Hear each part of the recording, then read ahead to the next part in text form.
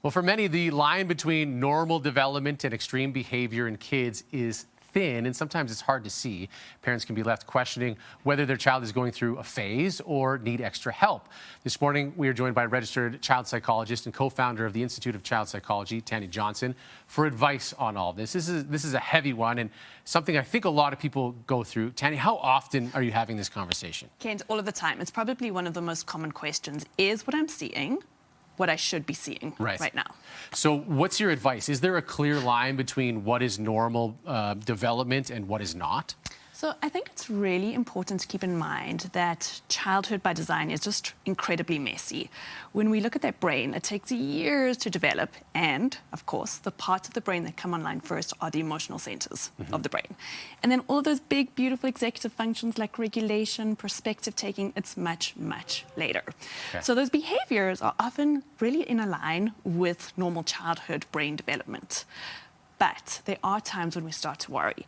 And that's when our child's baseline moves in terms of mood and behavior. So when we look at behavior, there's a shift in sleeping patterns, eating patterns, in wanting to interact with close friends and family, a drop in grades.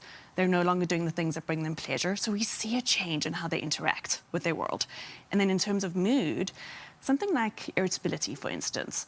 That irritability is frequent, it's intense, it's persistent, and it's just there all the time, impacting school, home, activities. Those are the times when we go, oof, we might need a little bit of extra help here. Okay. Now, what is your advice if you decide you do need extra help? So reach out. I think one of the best gifts that we can give our children is to say, hey, we need a little bit of extra help here. We know that about 70% of mental health issues begin in childhood and adolescence.